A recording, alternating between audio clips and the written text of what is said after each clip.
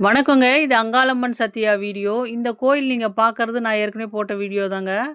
27 அடியில பஞ்சலோக சனி பகவான் கோயிலுங்க. அதாவது நீங்க திருநள்ளாறு போனீங்கன்னா கூட, திருநள்ளாறுல வந்துங்க சின்ன உருவமா தான் அவர பார்க்க முடியும். ஆனா ரொம்ப சக்தி வாய்ந்த இடம் அந்த கோயில் வந்துங்க. சனி பகவானுக்கே ரொம்ப பிரசித்தி பெற்ற கோயிலு. அந்த கோயில் வந்து குளத்துல குளிச்சுட்டு, நீங்க வந்து சனி பகவான பார்த்துட்டு நீங்க வந்தீங்கன்னா, உங்களுக்கு பல பிரச்சனைகள் குறையும். அவரோட தாக்கம் குறையும்னு சொல்லுவாங்க. அதே மாதிரி இங்க வந்துங்க பஞ்சலோகத்தால் ஆன 27 அடி உயர சனி பகவானுங்க மொரட்டாண்டின்ற ஊர்ல புதுச்சேரி மாநிலத்தில இருக்காருங்க. அவருக்கு எதிரிலேயே விநாயகர் பெருமான் வந்துங்க 54 அடி உயரமா தங்க சிலையா அப்படியே அவ்ளோ ஒரு அற்புதமான ஒரு ரூபத்தில அவரும் காட்சியளிக்கிறாருங்க. நீங்க இங்க போனீங்கன்னா, உங்களோட எல்லா கிரகங்களோட, நவகிரகங்களோட சிலைகளையும் நீங்க பெரிய உருவமா பார்க்கலாம். காகத்துக்கு கூட பெரிய சிலை இருக்குங்க.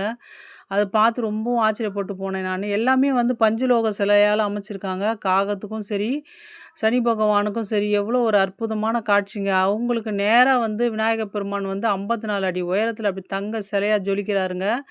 இந்த கோயிலுக்கு போக வாய்ப்பு கிடைச்சா போய் பாருங்க. ஏன்னா, சனி பகவான பார்த்தா நெறைய பேர் பயப்படுவாங்க. ஆனா, சனி பொறுத்தவரையிலுங்க நீதி, நேர்மை, நியாயத்தோடு நடக்கிற யாரையும் அவர் வந்து எதுவும் செய்ய மாட்டார் அப்படின்றது சொல்லுவாங்க.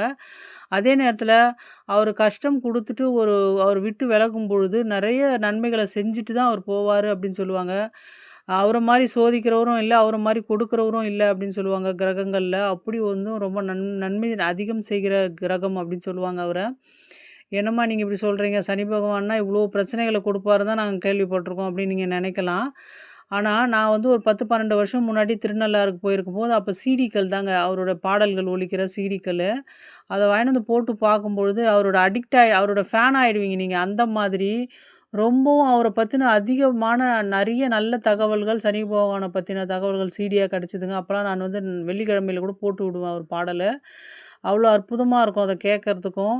அவர் வந்து அவர் வந்து ஒருத்தவங்கள ஏளரை பிடிச்சு, அவங்கள கஷ்டம் கொடுத்து, அவர் விலகும்பொழுது கோபுரத்தில உட்கார வச்சுட்டு போவாராம். அப்படிப்பட்ட கிரகம் வந்து சனி பகவான்னு சொல்லுவாங்க. ரொம்பவும் நீதி, நேர்மை, நியாயத்துக்கு கட்டுப்பட்டவருங்க.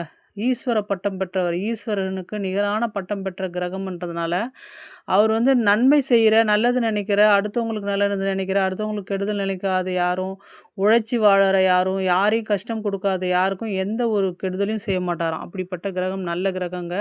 சனி பகவான் கோயில் வந்து நீங்க பார்க்க முடிஞ்சா போய் பாருங்க. நல்லதே நடக்கும்.